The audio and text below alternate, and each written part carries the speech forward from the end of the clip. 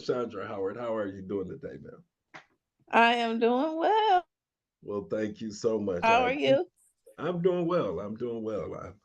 I'm nervous and excited to be able to talk with you concerning maybe some not so easy subjects to talk about. Recovery and alcoholism and family members go a long way back in both of our lives. And being Right. your father, I know you have some experiences that could possibly help other family members that's dealing with alcoholics and addicts at one point or a time in their life. So the purpose of the podcast is just to get a candid conversation going with non-alcoholics and addicts concerning alcoholics and addicts, me being Mhm. the addict. So could you share a little bit about ourselves? Where you coming from? What you doing now? What's exciting in your life? All of those great things. Yeah, so now, so it's like you said, so I think I'm the oldest, right? So it's really interesting because I have had two parents that dealt with addiction, right? And so the thing about being the oldest in these kind of instances is for dealing with it with you, I was able to get out of the house first, right? Right. So I didn't see everything, but just a little bit more about myself. So now I'm married. I've been married, 13 years now. Oh my God. Yep, 13 going on 14 years. It went by fast.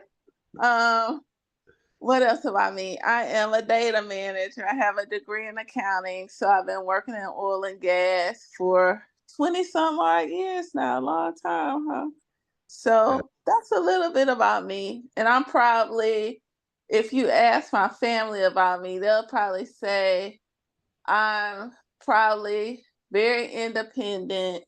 I kind of keep to myself and kind of do my own thing, right?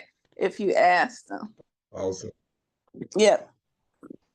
Yes, indeed. Awesome, awesome. I know at one time or another I explained you as quitting your job like I used to quit my Yeah. job. So I would change electrical jobs in a minute.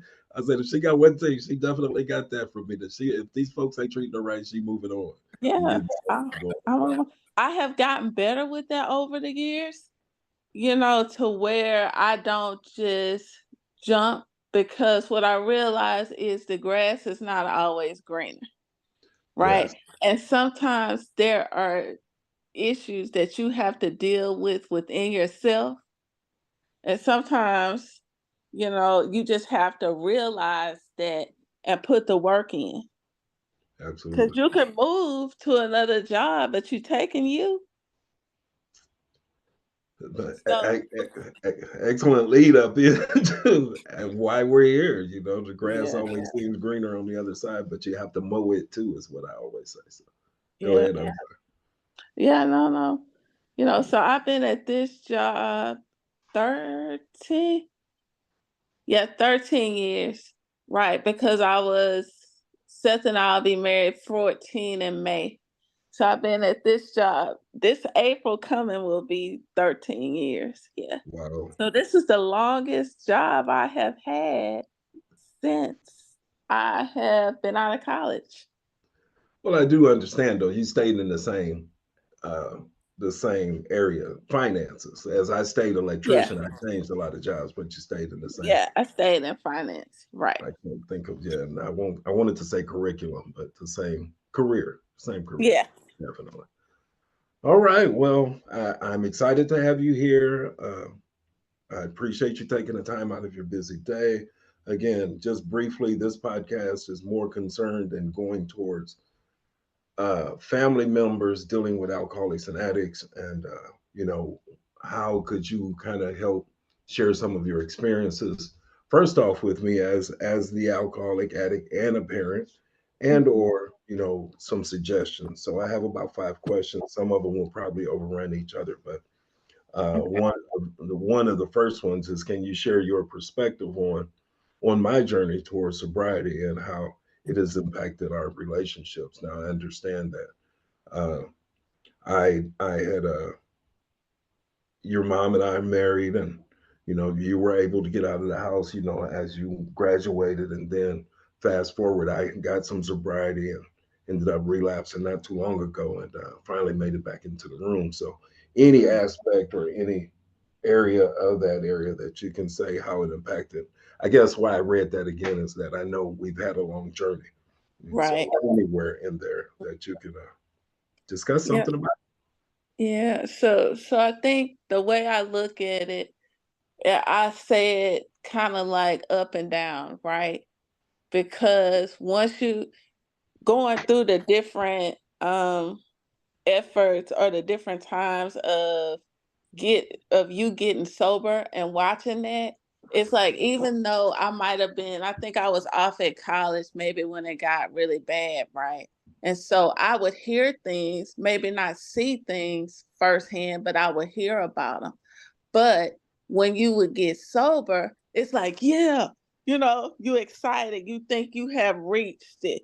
Here we're sober, but always in the back of my mind, you know, and my sister, one of my sisters, we would always watch certain things. Like if somebody would bring a drink around, we didn't want nobody drinking in front of you. We didn't want this, but because we were kids, we couldn't say that. Right. So it's really, I think, when you're a child and it's your parent, it's hard because you can't tell your parent, hey, get it together. You know what I mean? Yes, yes. So you really in a place where you just kind of watching them and you praying and you Mhm. hoping, and then you find somebody, mine was Tasha, right? Where we would kind of talk about it. And sometimes we wouldn't even agree with how our mom would handle stuff. Right. Okay. We thought maybe she could be more supportive in Mhm. certain ways or whatever, but who gonna go tell their mama that? So really, for as the child, I see it is really a place. I thank God that I had a relationship with God and I knew to draw on that. And Mhm. so if Tasha would call worried, or if I got worried, or if we didn't hear from you for a while, we would pray about it, you Mhm. know. Even when you weren't even living that far from me, right? And we didn't see each other that much. Right. And you know, your wife then she would invite us to certain things and we would come and then after we would leave on the ride back, we say, hey, do you see he had a drink? Or did you see people was drinking around here? What is going on?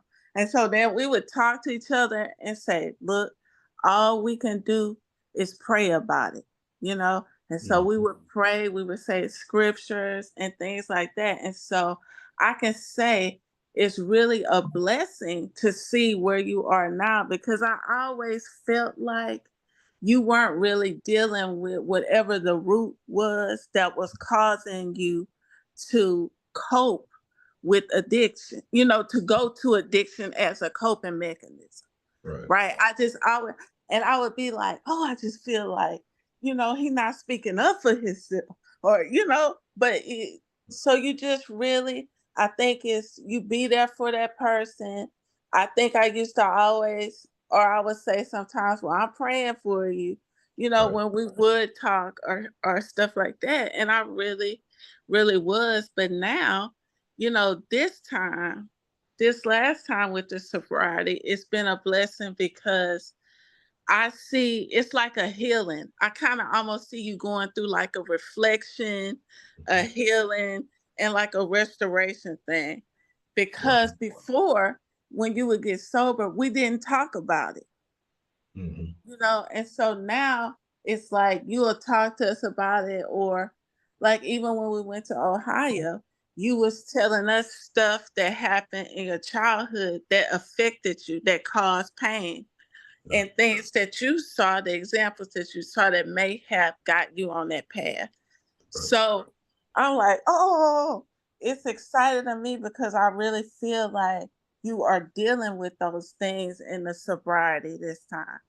Right. And even when we went up to Ohio, it's funny. We like looking at the friends. We like, okay, no, wait a minute. Is this a safe space? You because you want the best for your parent. You Mhm. really do, just like how y'all want the best for us. We Right. want y'all to have the best life because we wouldn't be where we are without y'all. And so it's just really it is we have done more, I think, together in the last year than we've done in years.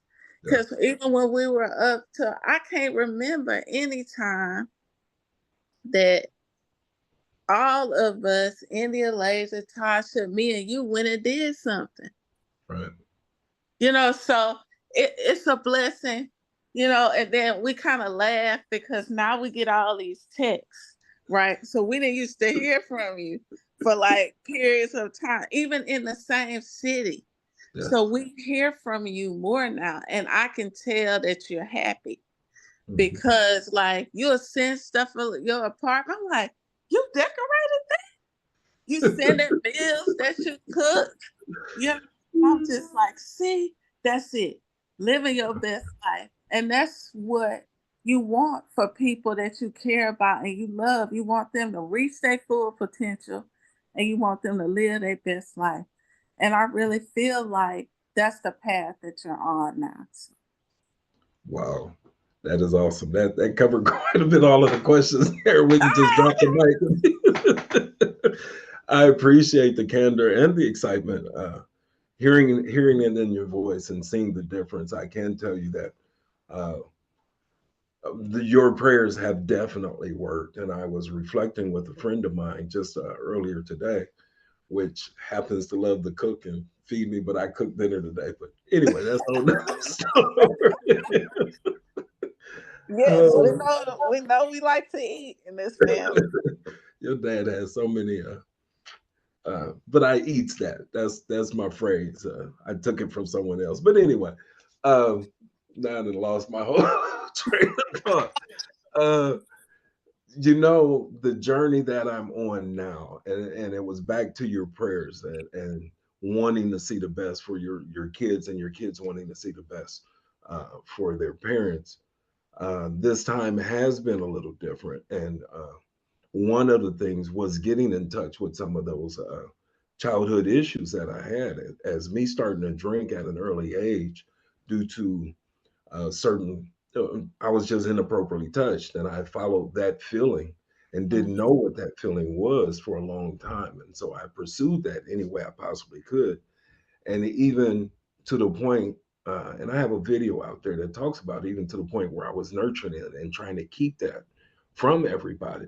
And so it grew into even a more addiction. And fast forward to the last time I've worked 12 steps with my sponsor. Working the fourth step is made direct, or I can't think of it right off the top of my head. But either way, the fifth step is admitted to God to another human being the exact nature of our wrongs. And working the fourth step with my sponsor this time, he said, "Man, uh, he said there's some other programs that might be able to help you." And for that to be a sponsor, your sponsor is supposed to be this guy that has experienced everything, done everything, seen Yeah. everything, or can kind of guide you through this thing. So when he told me Right. there were some other A's out there that I might be able to be involved with, I was still early in sobriety. I was too proud and too the egocentric, just Oh yeah. I didn't want to, go to anywhere. And then as I was telling my friend, I was like, shit, I done went to some of those places and probably tried to take advantage or maneuver them too. So uh I just thought I was hip, slick, and cool. But Mhm. I am so grateful and just to confirm that your prayers has worked out and continue to work out. Prayer does change things, and Mhm. one prayer led to another. One thing, my journey here this time was totally different, and it's just amazing to see how God worked in my life to guide me to this point where I Mhm. can face the world. As the step says, I will not regret my past. I will not shut the door on it. And my experiences in my past can help another alcoholic or addict stay sober Yeah. one day. So Mhm. just to confirm that your prayers have definitely worked out. And all I have today is a daily reprieve. I go to meetings regularly, and I hear people say they have recovered. They're a recovered alcoholic. They're recovered this. And in Mhm. the book that I read, the manual that I read, does not say anything. It does say something about being recovered, but it talks about being recovered from a seemingly hopeless state of mind and body, which Mhm. alcoholism and addiction causes a seemingly hopeless state of mind and body. So your prayers definitely helped, and I appreciate that to the highest. That's Second, blessing. second question is: how have you witnessed my growth and transformation since I started my recovery? And I think you pretty much explained that. It's totally different this time. I got rid of some of the pressures. I got rid of some of the worser inventory in my toolbox, basically. Mhm. Life issues, divorce has come. A Mhm. lot of things transpired in my life, and for me to end up in West Palm Beach and find a three-quarter house, a 28-day detox, then a 28-day PHP. During that PHP, around the 50th or 60th day, they were talking about going to a three-quarter house when I came back to Pittsburgh. And I found a recovery house in West Palm Beach in Pittsburgh on the bulletin board. It's no way. There's no way I was supposed to find that. I'm not saying there's no way, but But just yeah, didn't happen in my life. you're saying without the prayer, right? You know that was God. You know Absolutely. God sent for sure. And then I that's found that. Then I found another three-quarter house. Then uh, I found Michael Beckwith. A friend of mine introduced me to Michael Beckwith. And not so much his religious teachings and spirituality, he just gave me another aspect of religion. And I'll share this with you real quick, is that when he mentioned the acorn, and the acorn had everything in it it needed to be a mighty oak. Now, I climb trees and everything. I never put an acorn and a mighty oak together. But the concept of that acorn has everything in it it needs to be. God placed everything in us we need to be. All we have to Mhm. do is in the right environment. So I'm by no Mhm. means going to turn this into a sermon. No, no, no, no, no, no. I'm just listening to what you say.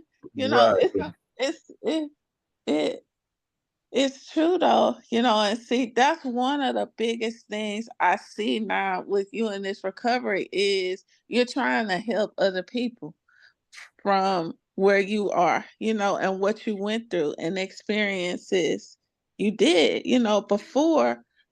I don't think I didn't see that. And Yeah, so I'm just like that to me that confirms that you're going higher. You know what I'm saying? absolutely. And so that's good. Yeah. When you can help somebody else, because that's one of the things, I have these life goals, right? Well, Hmm. I probably never told you, but one of my life goals is because corporate America is hard and life beat up on people. And so, I was okay just doing my job. And I had a mentor. She's Hmm. and she said, "Hey, if you just do your job, how are you gonna help somebody else?" Yeah, and so it really just something inside of me clicked, and I was like, "Wait a minute! Wow. I could be pulling other people up Yeah. based on what I've been through." So to see that, that's why I say I really feel like this sobriety journey is healing and restoration, because you're at a point where you're like, hey, I'm helping other people. Yeah. And that's a blessing because I get the most help from people who have been in the experience I've been in, Yeah. you know? And so that's why I'm just like, yes, let's help people because people need it.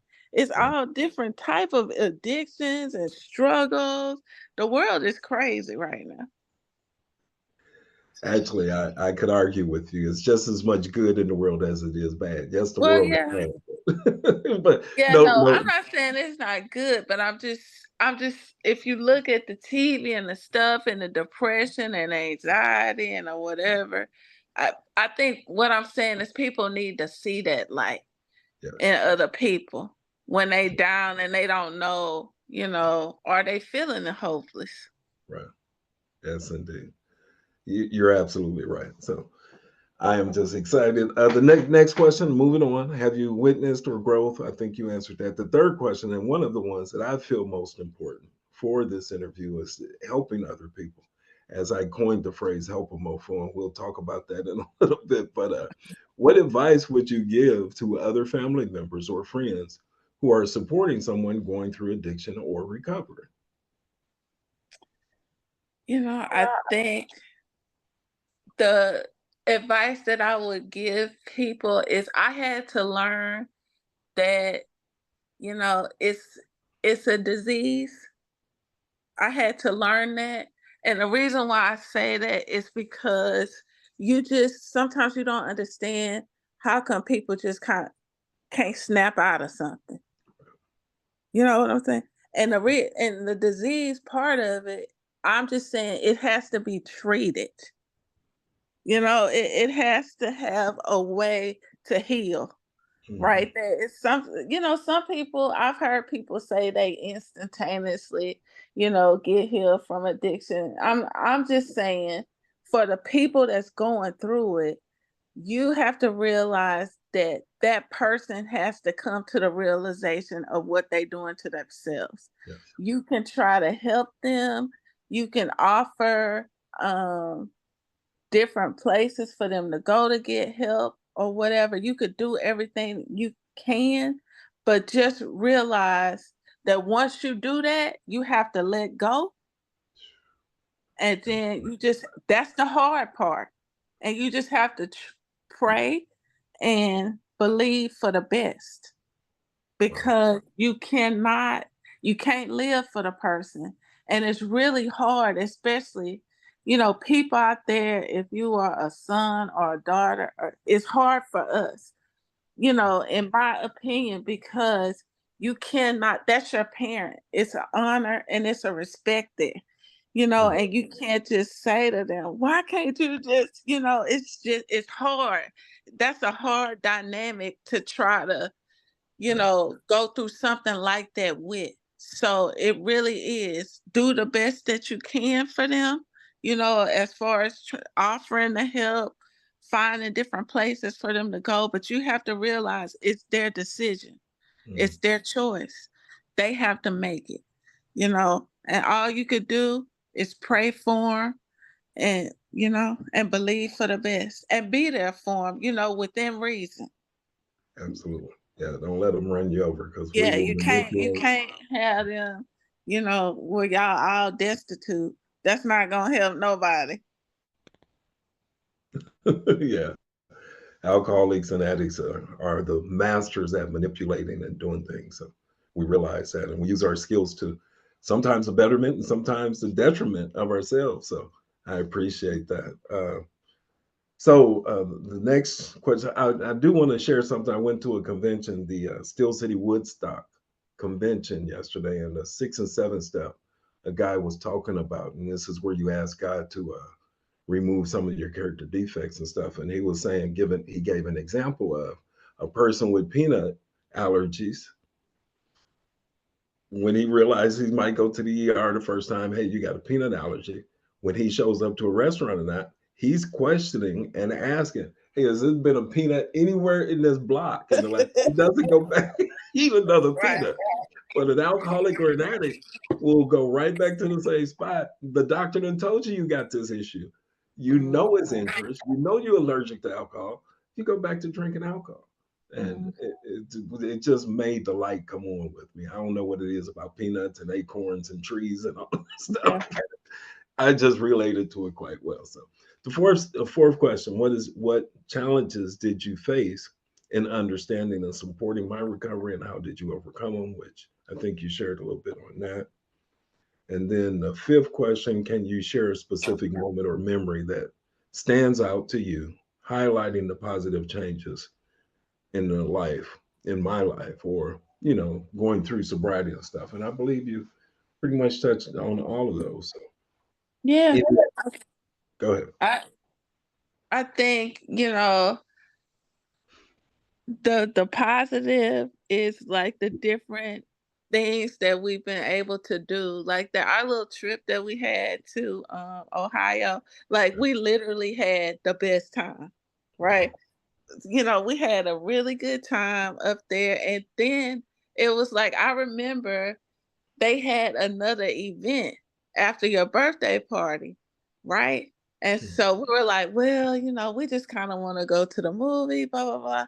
And so when we all got back to the B&B and you were like, you want to go to the movie too, we were like, wait, we don't want to take you away from the party. But you was ready to go hang with us. And so we had a good time, and that's the thing that. And then even when it was India's birthday and you came down here again and we had a good time. So I think it's what I'm saying is the memories that we're making now that you're sober. That's the Mm, positive impact that, I'm happy about. that's awesome. That's awesome. When I questioned y'all, when I decided to try to have a 60th birthday party and y'all were supportive and was willing to come, it just made everything just work out great. I recently got sober back in November or February. By May, y'all were here. First time meeting, if I'm not mistaken, meeting my mother, your grandmother, face to Yeah. face, and to have us all under one roof and to celebrate not only sobriety, but to meet mom, to be in the same room together and get to know each other and to see a new perspective on who your dad became was just the highlight of my life. You couldn't have, I was walking on air that whole week. I actually, every time I think of it, I still see pictures and stuff, and I'm just so appreciative. One, that y'all were willing to travel. Two, that Oh, it was possible. And three, didn't nobody get hurt or anything. no, that's what I'm saying. But we, like amongst ourselves, it was so hilarious. So when we picked up Alays and we're all in the car, we were like, if he would have texted us one more time, we know how to get to. So we knew you were excited already. But then when we got off the plane, we were getting our luggage and you were calling and we were like, he in the airport? Where did we get in the airport? So it was just, so that's what I'm saying. It's those memories that are priceless memories. And I'm glad that we get to make them, so. Absolutely. Well, it is just a joy, and it's just a privilege and an honor, and I'm humbled to be able to have this conversation, candid conversation with you, and I appreciate once again taking the time. And I have two platforms. One is You Love You LLC, which Okay. now that I've developed the other one, helpwithmofo.com. Don't just give me a few minutes. So the actually, my journey this time with identifying trauma and knowing that I've dealt with trauma, and then having the mentors and the experience that I had with childhood trauma, I've moved it over into one umbrella now. You Love You became a I don't have my index card here. I don't know if you remember when I was taking the master's exam and I was writing all those index cards out. Right. I remember that. Yep. I still have index cards. I've been writing index cards since that day, Oh, okay. since that instructor told me there was a little nerve that went from the fingertip to the brain, and you could memorize a lot more stuff writing those index cards out. So I carried that on over into here. And journaling, I messed around and was writing something, and the prayers again. I'm journaling, and in my journal, my YOU looked like a Y with a heart in the middle of it with a U. And so that's Oh, where You Love You came from. And I couldn't get okay. youloveyou.com. So I got You Love You LLC. I appreciate you once again. I'm going to end the podcast and the recording. And I just appreciate any last parting, anything that you'd like to say in regards to recovery, family, uh, the journey. I would just say to family, see if you hang in there, look what can happen. This is an example and testimony of what prayers can do. So don't give up on your loved ones. Keep praying and keep believing God. Wow. Thank you so much. With that, I will end the recording and